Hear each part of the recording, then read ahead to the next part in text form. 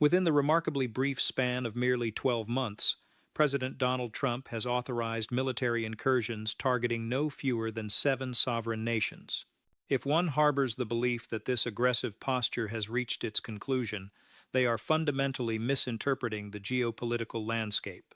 At this very moment, 6 additional nations occupy positions on what informed insiders characterize as a prioritized target list, and disturbingly, one of these nations is a formal ally within the North Atlantic Treaty Organization, NATO.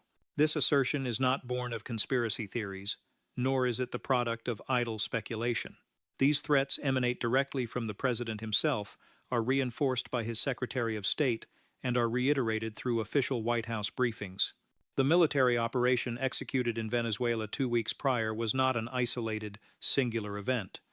It functioned as a declarative statement, a deliberate message, and a strategic rehearsal for subsequent actions. We must cast our minds back to the rhetoric of the 2024 presidential campaign. Trump unequivocally promised to terminate the forever wars. He pledged to repatriate American troops and prioritize domestic interests under the banner of America First. His supporters placed their faith in these commitments. Yet, fast-forwarding to the present day, the reality is starkly different. Trump has authorized bombing campaigns in Iran, Yemen, Iraq, Syria, Somalia, Nigeria, and Venezuela. That totals 7 countries in a single year, and he is now openly menacing 6 more. In Cuba, Senator Marco Rubio is issuing stern warnings to Havana, suggesting they should be deeply concerned. In Colombia, Trump disparaged the president as a sick man and, when queried about potential military action, responded with the chilling phrase, "Sounds good to me." Mexico faces explicit threats of invasion, ostensibly to combat drug cartels. Nicaragua appears to fulfill every criterion on his regime change checklist. In Iran, ongoing protests and nuclear ambitions provide him with dual pretexts for military strikes. And in Greenland, he refuses to rule out the use of force against Denmark, a NATO ally. This is not normal behavior. Or, at the very least, it was not intended to be the norm. Recall when Trump positioned himself as the anti-war candidate. Every individual who cast their vote based on that specific promise is now left wondering what transpired. During the campaign, Trump declared, "No more regime change wars, no more nation building, no more acting as the world's police." So, how did we transition from those pacifist declarations to bombing 7 countries within a year? The answer is brutally simple. The promise was never genuine. American foreign policy does not fundamentally alter with a change in the presidency. The machinery of war is too vast, too profitable, and too entrenched. Defense contractors accumulate billions in profits. Oil companies require instability in resource-rich regions. Politicians remain dependent on donations from the war machine. Trump discovered what every president eventually realizes. One can promise peace, but the system is engineered for conflict. And here is the aspect that should elicit genuine concern. Trump did not attempt to resist this system. He embraced it. He merely rebranded it. Instead of spreading democracy, the mission is now protecting American interests. Instead of regime change, it is framed as neutralizing threats. The marketing strategy shifted, but the product remained identical. Previous presidents at least maintained a pretense of respecting international law. They would seek United Nations resolutions, build coalitions, and manufacture justifications. Trump does not bother with such formalities. He simply declares, "We are doing it," and proceeds to execute the action. That is not a demonstration of strength. It is a display of recklessness. It is precisely the kind of behavior that ignites conflicts that spiral beyond control. To comprehend the reality of the current situation, we must examine Venezuela. What transpired there was not merely another military operation. It served as a preview of future engagements. On a Tuesday morning, while the American public was preoccupied with debates over grocery prices on social media, U.S. Special Forces conducted a raid in Caracas that resulted in the deaths of 32 Cuban intelligence agents and the toppling of a government, yet the world barely reacted. Let me illustrate the precise details of this event, because the specifics are critical. This was not a remote drone strike. This was not a precision bombing of a terrorist compound. This involved boots on the ground in the capital city of a sovereign nation, conducting what effectively amounts to a decapitation strike against a sitting government. According to leaked intelligence reports, and indeed, information is leaking because even within the Pentagon, there is significant nervousness regarding this strategy. The operation had been planned for months. They had assets positioned on the ground. They possessed detailed intelligence regarding Maduro's security apparatus, and they knew the exact time and location to strike. The fact that 32 Cuban agents were killed reveals something significant. Cuba was not merely advising Venezuela's government, they were embedded within it. They constituted the security detail. They were the individuals responsible for keeping Maduro alive, and the U.S. eliminated them all in a single, decisive operation. Subsequently, they extracted Maduro. And here is where the situation becomes truly intriguing. They did not kill him. They arrested him. They intend to place him on trial in the United States for drug trafficking. Consider the implications of that for a moment. The president of a foreign nation was seized from his own capital and is now incarcerated in a federal prison in Florida, awaiting prosecution. Now, one might argue that Maduro was a dictator, that he rigged elections, and that his people were suffering. Perhaps this was the morally correct course of action. And let me be clear, I am not here to defend Nicolas Maduro. By all accounts, he drove Venezuela into ruin. But here is the question that should disturb your sleep. Who decided that America possesses the authority to do this? Who voted on this action? What international law permits one country to simply invade another, kill foreign nationals, and kidnap their leader? The immediate aftermath was chaotic. Venezuela's military fractured. Some generals supported the U.S.-backed transition government, while others fled to Colombia and Brazil. There were street celebrations in Caracas, genuine ones, because many Venezuelans detested Maduro. But there were also reports of looting, violence, and score settling, the kind of instability that ensues when a power structure collapses overnight. And the international response? Silence. A few countries issued statements of concern. The UN Secretary General made remarks about respecting sovereignty. Russia and China lodged complaints, but no one took action. Because what could they possibly do? Go to war with the United States over Venezuela? That silence is the most crucial component of this narrative because it communicated to Trump and, more importantly, to the people surrounding Trump that they could act with impunity. It demonstrated that the rules-based international order everyone discusses is merely rhetoric. It proved that when you possess the largest military and the largest economy, you can do whatever you desire. You see, Venezuela was not the ultimate goal. Venezuela was the experiment. It was a proof of concept. Can we topple a Latin American government in 2026 and face zero real consequences? It turns out, yes. Yes, we can. And that is what makes this situation so perilous, because Venezuela was, relatively speaking, an easy target. Maduro was isolated, unpopular, and economically weak. His allies either could not or would not assist him. But now, Trump knows the playbook is effective. Now he knows the international community is too divided, too weak, or too fearful to stop him. If you wish to know where Trump is looking next, you must understand something. Venezuela was not just about Venezuela. It was about sending a message to every left-wing government in Latin America that the United States dislikes. And right now, there is one country that is absolutely terrified they are next. A small island nation 90 miles from Florida that just lost its most important protector, Cuba. Cuba is about to go dark. Not metaphorically, but literally. The lights are going out. The power grid is failing. And the country that survived 60 years of American embargo might not survive what is coming next. Here is something most people do not know. Cuba obtains roughly 50% of its energy from Venezuela, not purchased, but gifted. This was the deal struck back when Hugo Chavez and Fidel Castro were both alive. Venezuela sends oil, Cuba sends doctors and teachers. It was an ideological alliance, certainly, but it was also a matter of survival. Cuba does not possess oil. Cuba does not possess natural gas. Cuba has sun and sugarcane, and not much else when it comes to energy. Even before Maduro fell, Venezuela's oil production had been declining for years. Mismanagement, corruption, U.S. sanctions, choose your reason. The result was the same, less oil for Cuba, and you could see the effects. Rolling blackouts became routine. Hospitals started rationing electricity. People were lining up for hours just to charge their phones. Now, the oil isn't just declining, it has stopped. Because one of the first things the new Venezuelan government did, under guidance from Washington, was suspend energy exports to Cuba. Not reduce them, but suspend them completely, as in zero. Imagine you are in Havana right now. The power has been out for 6 hours. It is 95 degrees. Your food is spoiling. Your phone died 3 hours ago.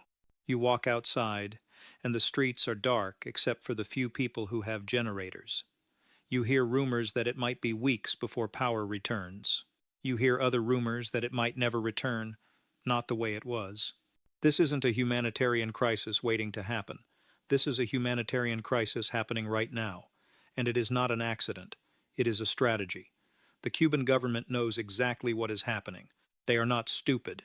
They see Venezuela fall, and they understand they are being isolated, being squeezed, being prepared for something. And Trump is not even being subtle about it. A few days ago, a reporter asked him about Cuba. His response? Cuba is going to be something we'll end up talking about. Not we're concerned about the humanitarian situation, not we're monitoring developments, just this ominous promise that Cuba is on the agenda. Then there is Marco Rubio, the Secretary of State, whose family left Cuba decades ago and who has built his entire political career on being anti-Castro, anti-communist, anti-anything Havana. At a press conference after the Venezuela operation, he looked directly at the camera and said, "If I lived in Havana and was in the government, I'd be concerned." That is not diplomacy. That is a threat. That is a man telling you exactly what is coming and daring you to do something about it. Here is what is really happening. Trump and Rubio are creating the conditions for regime collapse without having to fire a shot. You strangle the economy, you cut off the energy, you wait for the people to get desperate enough that they either overthrow the government themselves or the government becomes so weak that you can walk in unopposed. It is actually a smart strategy, in a cruel, calculated way. Because if the Cuban government falls due to internal unrest, Trump can say, "We didn't invade, the people chose freedom." Never mind that the U.S. created the conditions for that unrest. Never mind that this is economic warfare dressed up as foreign policy. But here is the risk. What if the Cuban government doesn't fall? What if they hold on, even in the dark, even with food shortages, even with the economy in free fall? Authoritarian governments are adept at surviving. They have practice. They have security forces. They have prisons. If Cuba doesn't collapse on its own, does Trump have the patience to wait? Or does he decide that since he already has troops familiar with Caribbean operations from Venezuela, he might as well finish the job? Cuba makes sense in a twisted way. It is the old enemy, the communist holdout, the thorn in America's side for 60 years. But Trump is not just looking at old grudges. He is looking south at countries with functioning democracies, with leaders who were elected by their people. And he has decided that if they don't do exactly what he wants, they are enemies too, starting with Colombia. When the President of the United States calls your president a sick man who likes making cocaine, you know diplomacy is dead. When he says that president won't be doing it very long, you start preparing for war. Gustavo Petro is Colombia's first left-wing president in decades. He is a former guerrilla fighter turned politician who ran on a platform of social reform, environmental protection, and this is important, reducing Colombia's dependence on the United States. He has questioned the war on drugs. He has talked about legalizing cocoa production for traditional use. He has refused to automatically align Colombian foreign policy with Washington's priorities. In other words, he is exactly the kind of leader Trump cannot stand. Someone who doesn't take orders. Someone who thinks their country's sovereignty actually means something. So, last Sunday, Trump decided to just say the quiet part out loud. A reporter asked about U.S.-Colombia relations, and Trump responded, "Colombia is very sick too, run by a sick man who likes making cocaine and sending it to the United States. And he's not going to be doing it very long." Let's break down how insane that statement is. First, accusing a sitting president of a major South American country of personally manufacturing drugs without evidence, without a trial, without anything except Trump's word. Second, the threat. Not going to be doing it very long. What does that mean? Is that a prediction? A promise? A declaration of intent? Another reporter, sensing the story, followed up, "Mr. President, are you considering military action against Colombia?" And Trump, without hesitation, replied, "Sounds good to me." Sounds good to me. The President of the United States just casually endorsed the idea of invading Colombia, a country of 50 million people, a democracy, a country that has been America's closest ally in South America for decades because he doesn't like their president's policies on drug enforcement. The response from Bogota was immediate. Colombia's foreign minister issued a statement saying Colombia would respond militarily to any aggression against our sovereignty. Petro himself went further, saying he would personally take up arms if American forces invaded. Now, you might think that is bluster, a small country trying to sound tough against a superpower. But here is what you need to understand. Colombians have memory. They remember when the U.S. funded paramilitary groups that killed civilians. They remember Plan Colombia, which poured billions into military aid that often ended up in the wrong hands. They remember being treated like a backyard, like a problem to be managed, rather than a partner to be respected. Petro's stance isn't just about him. It is tapping into decades of resentment. And if Trump actually tries to invade Colombia, he isn't going to face a quick collapse like Venezuela. He is going to face resistance prolonged, bloody, expensive resistance. And then there is Mexico. Trump has been threatening Mexico for years. First with tariffs, then with wall funding, now with military action against the cartels. And while Mexican President Claudia Sheinbaum has tried to maintain diplomatic relations, Trump made it clear after Maduro's fall that military action against Mexican cartels is still on the table. Think about what that means. Mexico shares a 2,000-mile border with the United States. It is America's largest trading partner. American companies have massive manufacturing operations there. Americans retire there, vacation there, do business there. And Trump is talking about sending troops in. Here is what is really going on. Trump is using drugs as the excuse for something much bigger. The war on drugs has always been a convenient cover for American intervention in Latin America. It sounds good to the public. Who wants to defend drug cartels, right? But it has never actually been about drugs. It is about control. It is about making sure Latin American governments do what Washington wants. It is about access to resources, to markets, to political influence. Drugs are just the excuse. And here is the dangerous part. Once you establish that the U.S. can invade countries to fight drugs, where does it stop? Peru grows cocoa. Brazil's drug gangs control entire neighborhoods. Argentina has been a transit route for years. Does Trump get to invade all of them? The cocaine card isn't a policy. It is a blank check for intervention anywhere Trump decides there is a drug problem which, conveniently, is everywhere he wants to intervene. But if you think this is just about Latin America, you are missing the bigger picture, because Trump is not limiting his threats to this hemisphere. There are two more countries on his list that prove this isn't about regional doctrine anymore: Iran and Nicaragua.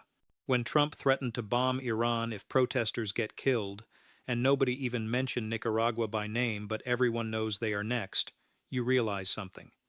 Geography doesn't matter anymore. Alliances don't matter. The only thing that matters is whether Trump likes your government or not. Let's start with Iran, because that is the one getting the headlines. Last month, protests erupted across Iran, initially over economic conditions, but quickly expanding into broader demands for political reform. These protests have happened before. They usually get suppressed brutally, but they get suppressed. The government cracks down, makes some arrests, things go quiet until the next time. But this time is different because Trump posted on Truth Social, and yes, it is still surreal that foreign policy gets announced on a social media platform that if Iranian security forces kill anyone participating in the protests, the U.S. would strike Iran militarily. Think about that standard. Not if they massacre hundreds. Not if they commit crimes against humanity, if they kill anyone. In a country of 85 million people experiencing civil unrest, Trump has essentially guaranteed that Iran will meet his threshold for attack. Trump just gave himself permission to bomb Iran whenever he feels like it, and he gets to call it defending protesters. But wait, there is more. Remember back in June when Israel struck Iran's nuclear facilities? Trump claimed at the time that the attack obliterated Iran's nuclear program. Turns out that was either a lie or wishful thinking. Recent intelligence reports suggest Iran protected most of its enriched uranium stockpile. They have also refused to let UN inspectors into the most sensitive sites, which means they could be rebuilding right now and nobody would know. So Trump has two excuses to hit Iran. the protests and the nuclear program. He is essentially daring Iran to give him a reason. And if Trump hits Iran, it is not like hitting Venezuela or even potentially hitting Cuba. Iran has allies. Iran has proxy forces across the Middle East. Iran has missiles that can reach Israel, Saudi Arabia, and U.S. bases throughout the region. Iran has the capability to shut down the Strait of Hormuz, which would send oil prices through the roof and crash the global economy. An attack on Iran isn't a surgical operation. It is the opening move in a regional war that could pull in Israel, Saudi Arabia, Russia, and depending on how badly it goes, maybe even China. Now, Nicaragua. Trump hasn't said anything about Nicaragua, but he doesn't have to, because Nicaragua checks every box on his list. Left-wing government allied with Cuba and Venezuela? Check. Hostile to U.S. interests? Check. Authoritarian leader who has been in power too long? Check. Daniel Ortega has been Nicaragua's president on and off since the 1982nd. He was part of the Sandinista revolution that overthrew a U.S.-backed dictator back in the late 1970s. He is exactly the kind of leader Trump would call an enemy. And with Venezuela gone and Cuba on the brink, Nicaragua is isolated, vulnerable. Here is why Iran and Nicaragua matter to this story. They prove that Trump's Monroe Doctrine, this idea that the U.S. has special rights to intervene in Latin America, has evolved into something much bigger. It is now a global doctrine. It is the Trump Doctrine, if you want to call it that. America can intervene anywhere for any reason we decide is valid. And international law does not apply to us. And if you think it cannot get more absurd than threatening Iran and potentially Nicaragua, you haven't heard the most shocking target yet. Because there is one more country on Trump's list. And this one isn't a Latin American dictatorship or a Middle Eastern adversary.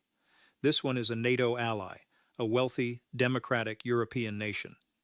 I am talking about Denmark. Or more specifically, I am talking about Greenland. Trump wants Greenland. Not metaphorically, not as a negotiating tactic.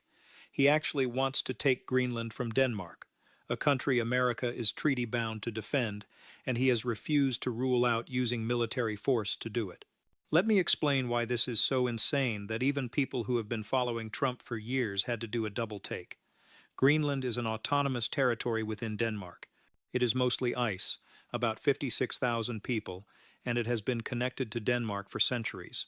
It is also strategically located between North America and Europe, sits on top of massive mineral deposits including rare earth elements, and controls access to Arctic shipping routes that are opening up due to climate change. Trump has been talking about buying Greenland since his first term. At the time, people laughed. Denmark said it wasn't for sale.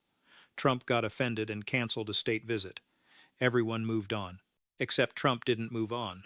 He has brought it up again repeatedly. And this time, he isn't just talking about buying it. When asked directly if he would rule out using military or economic pressure to acquire Greenland, the White House press secretary said, "I'm not going to rule anything out." Let me be clear about what that means. Denmark is a NATO member. NATO is a mutual defense alliance where an attack on one member is considered an attack on all members. The entire point of NATO is that if someone invades Denmark, the United States is obligated to defend it.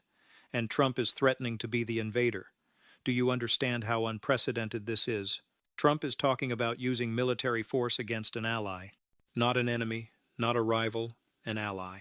A country that has fought alongside American troops in Afghanistan, Iraq, and countless other conflicts. A country that hosts U.S. military installations. A country that has been a reliable partner for decades. The reaction in Europe has been a mix of shock, disbelief, and growing horror. Denmark initially tried to play it cool, saying Greenland's status isn't up for discussion. But as Trump has kept pushing, Copenhagen's tone has hardened. They have started talking about increasing military presence in Greenland. They have reached out to other European allies about a coordinated response. And here is the thing. If Trump actually tries to take Greenland by force, what does NATO do? The treaty says members must defend each other. But the threat is coming from the United States, which is not just a NATO member, but NATO's leader, its largest military contributor, its foundational member. Does NATO invoke Article 5 against the United States? Does the alliance simply collapse because its core member is attacking another member? But here is what the Greenland situation really reveals. This isn't about security anymore. This isn't about fighting terrorism or stopping drug trafficking or preventing nuclear proliferation. Those are the excuses for other targets. Greenland is about resources and territory. It is about Trump looking at a map and deciding he wants something and believing that American power means he can just take it. It is the most honest expression of what this whole doctrine is actually about. Not values, not democracy, not national security. Just raw power and the willingness to use it. And if America can threaten a NATO ally, can threaten to seize territory by force from a democratic nation, then what does sovereignty mean anymore? What do alliances mean? What do treaties mean? The answer Trump is demonstrating is nothing. They mean nothing if you are strong enough to ignore them. This is what the end of the rules-based international order looks like.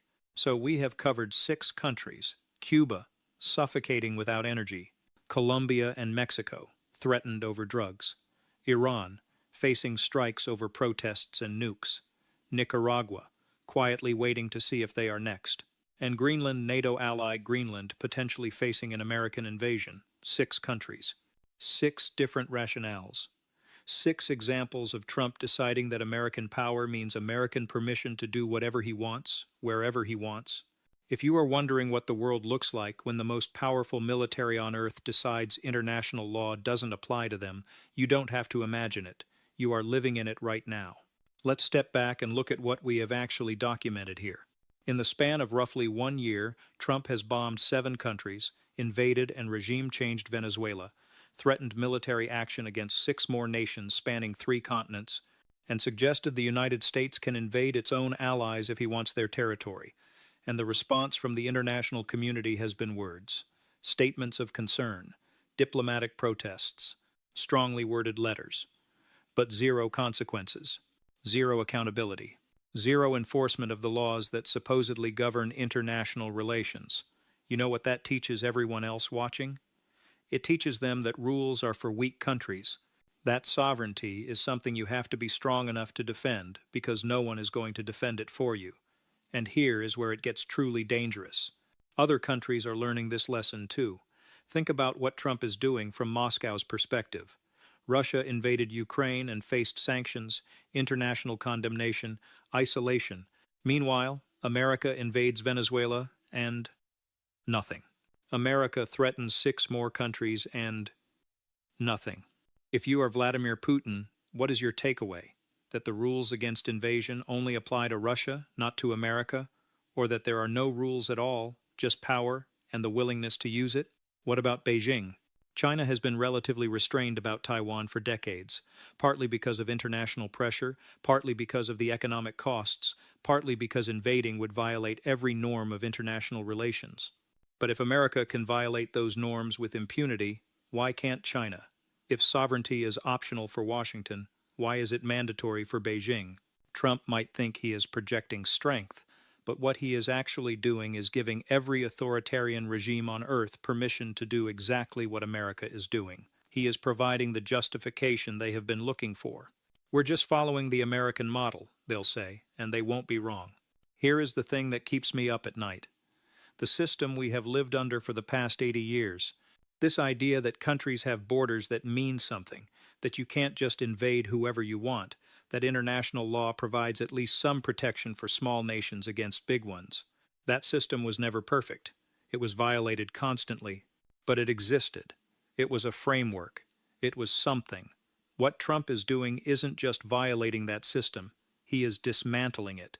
He is proving that it was always illusory, that power was always the only thing that mattered, and that any country strong enough to ignore the rules can do so without meaningful consequences. And once you destroy that framework, you don't get to put it back easily. You can't unring this bell. Once China invades Taiwan, citing American precedent, once Russia takes all of Ukraine using Trump's logic, once India and Pakistan start eyeing each other's territory thinking, well, if America can do it. You can't suddenly say, wait, no, the rules matter again. The world Trump is creating is one where might makes right, where borders are suggestions, where sovereignty is something you defend by force or lose entirely, where small countries live in constant fear because their only protection, international law and great power restraint, has been revealed as a myth. And here is the final, darkest irony. Trump promised to put America first, to end the forever wars, to bring troops home, and focus on problems at home. Instead, he is building a world where war is constant, where threats are everywhere, where America has to maintain overwhelming military force not to keep peace, but to enforce its will on dozens of countries simultaneously. A world where the defense budget can never decrease because there are always more threats, more interventions, more enemies. The military-industrial complex that Trump's voters wanted him to oppose, he isn't dismantling it. He is giving it exactly what it wants, an endless list of targets and the permission to strike them all. Venezuela was just the beginning. Cuba, Colombia, Mexico, Iran, Nicaragua, Greenland, they are not the end either. They are just the next phase. Because once you establish that America can do whatever it wants, wherever it wants, the question isn't where Trump might strike next. The question is, where does it end? And I don't think anyone, not Trump, not his advisors, not the Pentagon, not Congress, actually knows the answer to that question, which means we are all about to find out together. And that should terrify you. Thanks for watching. If this opened your eyes, share it with someone who needs to see what's really happening.